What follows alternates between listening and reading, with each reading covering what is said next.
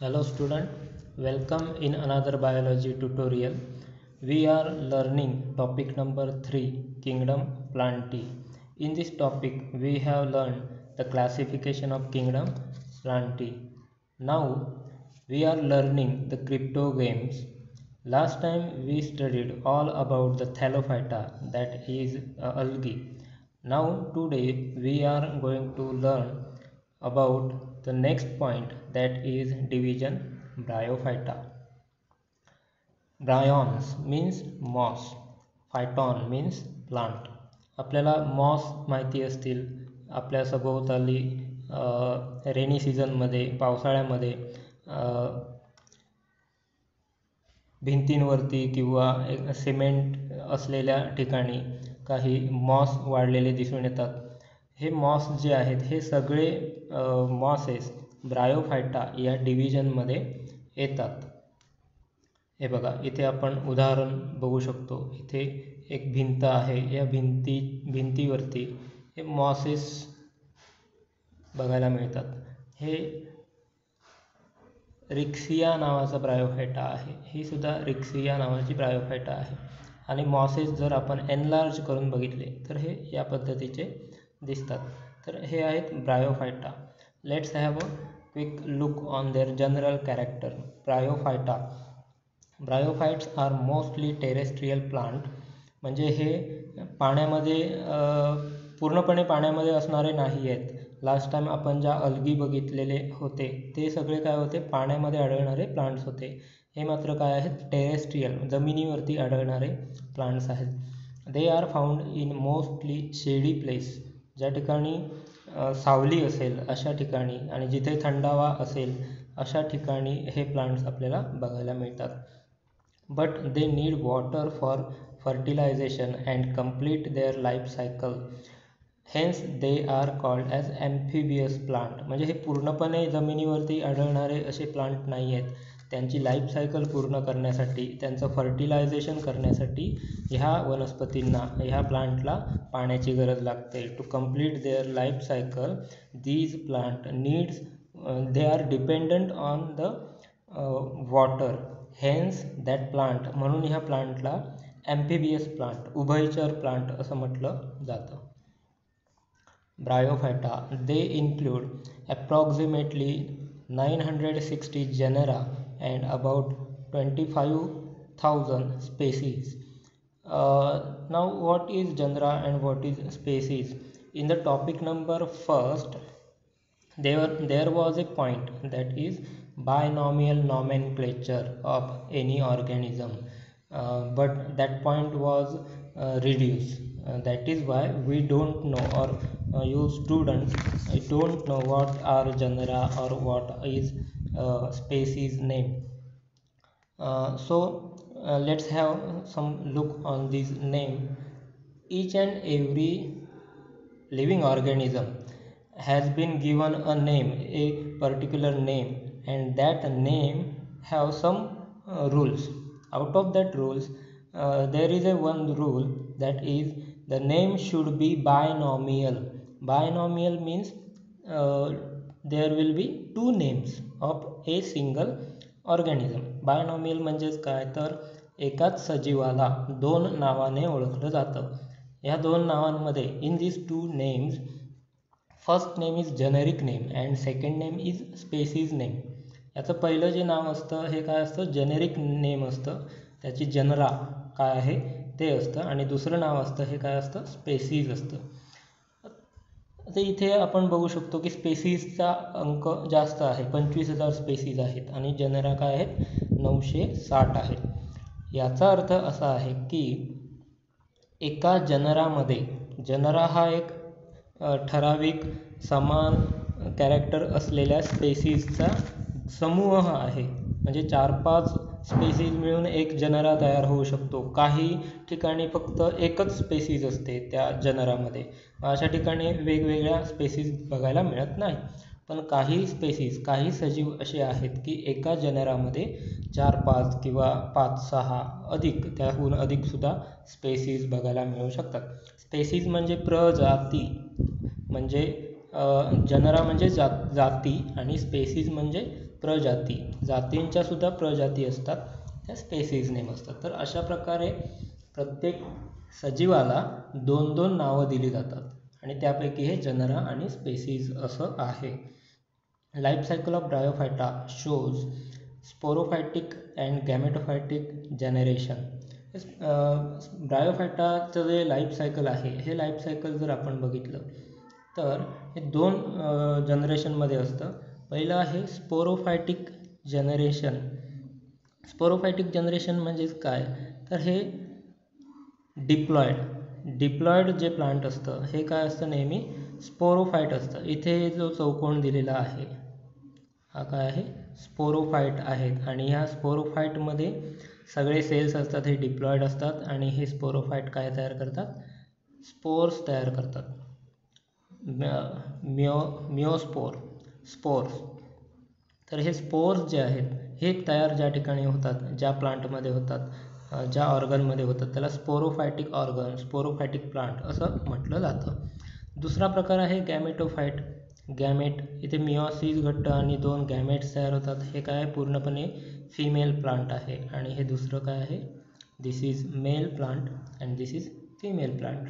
So here that single plant divided into 2 types of plants, that are male plant and female plant, and these male and female plant grows up and they again unite together and they will form the zygote. This is a female spores. These are female spore and these are anthridium, means male spore. When they unite together and they will form a zygote, and after zygote they will again they will form the sporophytic plant. So this life cycle goes on continuously, sporophytic and gametophytic stage. Then vegetative plant body is thalloid, leafy, which represent gametophytic generation. Spore producing capsule represent the sporophytic generation. In this group the thalloid म्हणजे leafy, एखाद्या पानासारखं दिसणारं चपट्या आकाराचं म्हणजे डॉर्सोव्हेंट्रली flatten असं. तर हा जो प्रकार आहे हे काय आहेत, गॅमेटोफायटिक फेज आहेत आणि त्यांच्यावरती जे स्पोर्स तयार होतात हे कॅप्सूलमध्ये तयार होतात. आणि हे कॅप्सूल हा जो प्रकार आहे याला काय म्हटलं जातं, sporophytic generation. Bryophyte have root like structure called as rhizoid. बघा इथे लास्ट टाइम जो ग्रुप होता अल्गी, तिथे काय आपण बघितलं होतं की body is not divided into root, stem और leaf like structure. Here also it is not completely divided into root like structure. It has only rhizoid, not root. Rhizoids are there and these rhizoids are unicellular structure. Rhizoids are unicellular in liverwort and multicellular in mosses. Moss हा जो काय प्रकार आहे, फ्युनेरिया नावाची जी वनस्पती आहे MOS, यामध्ये हे रायझॉइड मल्टीसेल्युलर असतात आणि जे लिव्हरवर्थ आहेत रिक्सिया सारखे, त्यामध्ये हे फक्त युनिसेल्युलर एकपेशीय रायझॉइड्स प्रेझेंट असतात. Rhizoid absorb water and minerals and also help in fixation of thallus on the substratum. These rhizoids are responsible for holding that plant into a particular place. हे जे रायझॉइड आहेत त्यांच्यामुळे हे प्लांट काय जातं, एकाच जागेवरती स्थिर राहतं. and they are responsible for absorption. The whatever the function of root, we know generally the plant have root, and what is the function of that root, same function is here in the rhizoid. जे plant मध्ये कार्य आहे मुळांचं, तसंच कार्य या रायझॉइडमध्ये सुद्धा आहे. ते काय करून घेतात, पाणी आणि मिनरल्स जमिनीमधून ॲब्सॉर्ब करून घेतात. Bryophytes are divided into 2 groups. First is liverwort and another is mosses. This is first type, that is liverwort.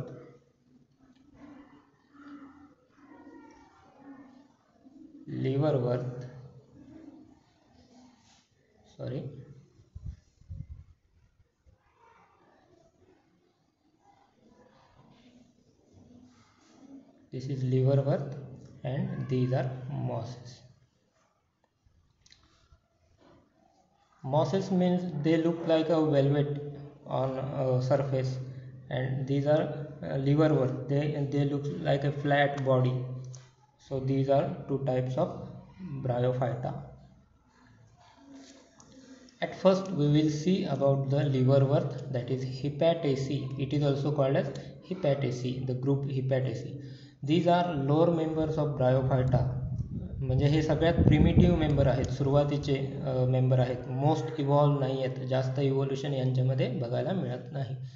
These are primitive group of bryophyta. Gametophyte possesses flat plant body called thallus. ही जी flat body दिसते, dorso ventrally flat असलेली जी body आपल्याला बघायला मिळते, याला काय म्हणायचं? Thallus. The thallus is green dorso ventral prostate and unicellular rhizoid. For example riccia and marchantia. हे जे थॅलस आहेत हे हिरव्या रंगाचे असतात, चपटे असतात, डॉर्सो वेंट्रली फ्लॅट. प्रोस्टेट म्हणजे जमिनीवरती पृष्ठभागावरती वाढणारे, आणि त्यांना रायझॉइड्स जे आहेत हे एक पेशीय रायझॉइड्स असतात. त्यांची उदाहरणं आहेत रिक्सिया आणि मार्केन्सिया. आता ह्या लिव्हरवर्थमध्ये अजून एक छोटा ग्रुप आहे, तो म्हणजे कोणता? तर हॉर्नवर्थ.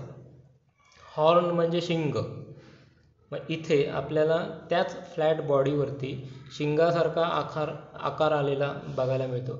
दिस member possesses flatten thallus. The thallus produce horny structure which are called as sporophyte. Hence the name is hornworth. यांना हे जे काही स्पोरोफाईट येतात वरच्या बाजूला, हे स्पोरोफाईट हे शिंगासारखे दिसतात, म्हणून फक्त ह्या ग्रुपला हॉर्नवर्थ असं म्हटलं जातं. फॉर एक्झाम्पल, याचं एक्झाम्पल आहे अँथ्रोसेरॉस. हे आपल्या ठिकाणी सुद्धा खूप प्रमाणामध्ये बघायला मिळतात. Then next major group, that is mosses. These are advanced member of bryophyta which possesses erect plant body. He Bryophyta मधली सगळ्यात जास्त इव्हॉल्व झालेली वनस्पती आहे, आणि ही जी वनस्पती आहे या वनस्पतीमध्ये इरेक्ट प्लांट बॉडी म्हणजे संपूर्णपणे सरळ ताठर अशी प्लांट बॉडी त्यांची असते. Gametophytic phase of the plant cycle include two stages. First is protonema and another is leafy stage. यांची जी गॅमेटोफायटिक फेज असते ही फेज दोन टाईपच्या फेजमधून जाते. ह्या फेज कोणत्या पुढे बघूया. पहिली फेज आधी आपण बघूया, that is protonema. The protonema is prostate, green, branched and filamentous. It is also called as Julian gametophyte.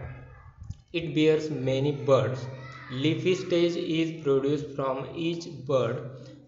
Thus, protonema help in the vegetative propagation. तर इथे हे जे लाईफ सायकल दाखवलेली आहे डाव्या बाजूला, या लाईफ सायकलमध्ये हे गॅमेटोफाईट आहेत, मेल प्लांट, फिमेल प्लांट, आणि ते काय तयार करतात?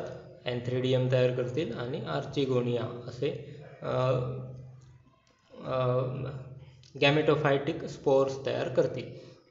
पण ह्याच्या आधीचा जो एक लाईफ सायकल आहे ती म्हणजे कोणती? स्पोर्स. आणि हे स्पोर्स जे असतात हे स्पोर्स जमिनीवरती ग्रो होतात, आणि हे जमिनीवरती सुरुवातीला जे ग्रो होतात हे ग्रो होताना at first when they disperse on a land, and on that land they will grow and they will form a flat structured body, and that flat structured body is called as protonema, like a previous one, that is Rixia, and like that they have same flat body, and that flat body it is known as protonema.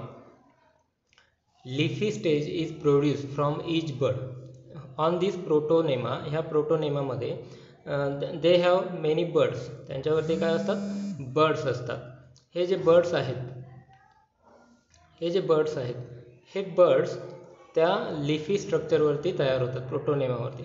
After that they produce leafy stage. या बर्ड्सपासून काय होतं, leafy stage तयार होते. Thus protonema help in the vegetative propagation. म्हणून हे protonema आहे, याला आपण असं सुद्धा म्हणू शकतो की हे व्हेजिटेटिव्ह प्रोपगेशनला मदत करतात.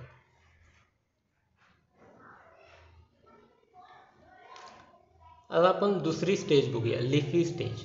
It has erect, this stage, the leafy stage has erect slender stem like main axis bearing spiral leaf like structure, that is phylloid. It is fixed in soil, multicellular branched rhizoid. तर हे जे आहेत leafy stage, हे आपण पुन्हा एकदा बघूया. हे फिमेल आहे लिफी स्टेज, त्यावरती छोटे छोटे लीफ्स बघायला मिळतात. हे जे आहेत लीफ आहेत, इथे सुद्धा सेम आहे, म्हणजे लिफी स्टेज आहे ना, लिफी स्टेज असं म्हटलं जातं. यामध्ये जो मधला ॲक्सिस असतो तो काय असतो, स्ट्रेट असतो, इरेक्ट असतो. मधला जो ॲक्सिस आहे हा स्ट्रेट आहे. आणि काय, multicellular rhizoid, they have root like structure and that root like structure are called as rhizoid and which are multicellular. Vegetative propagation takes place by fragmentation and budding in the secondary protonema. यांना secondary protonema सुद्धा म्हटलं जातं. आणि यामध्ये जर आपण fragmentation केलं तरीसुद्धा यांचं व्हेजिटेटिव्ह प्रोपोगेशन होऊ शकतं. For example funaria, polytrichum, sphagnum etcetera. Sphagnum, polytrichum आणि फिनेरिया ही त्यांची उदाहरणं आहेत. आपण जे नेहमी मॉस बघतो हे फिनेरिया टाईपचं मॉस असतं की ज्यावरती अशा पद्धतीने स्पोरोफायटिक ग्रोथ बघायला मिळते.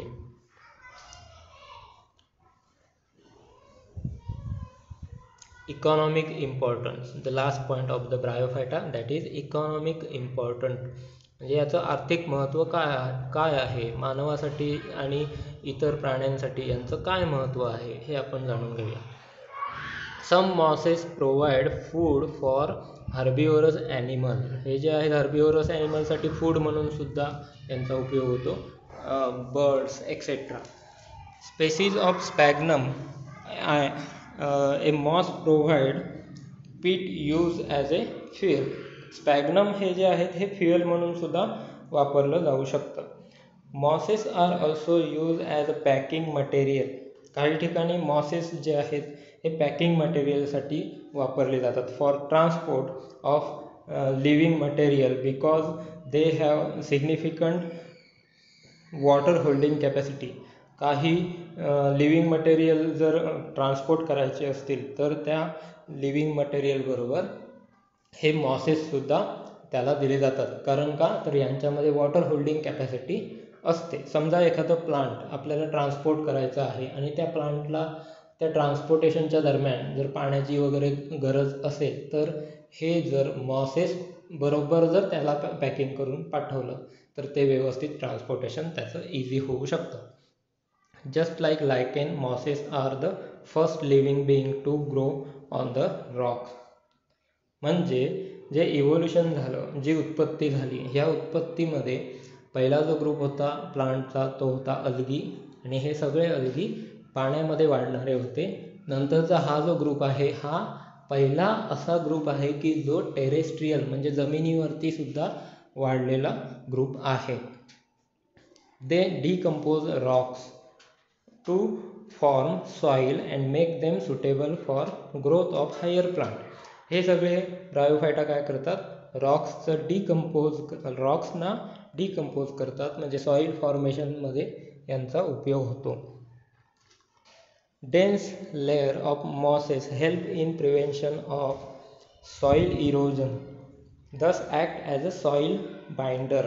हे जे मॉसेस आहेत हे मॉस ज्या सॉईलच्या सरफेसवरती वाढतात, फिनेरियासारखे जे मॉस आहेत हे प्रचंड प्रमाणात वाढतात, आणि हे ज्या सॉईलच्या सरफेसवरती वाढतात ती सॉईल पावसाळ्यामध्ये किंवा पाण्यामुळे जमिनीची होणारी जी धूप आहे ही धूप ते थांबवायला मदत करतात. तर अशा प्रकारे हे काय आहे, economic important for all living things, और we can say they are most important group for the healthy ecosystem in our nature. So this is all about the Bryophyta. Whatever the main points are there, you should note down in your notebook. Thank you.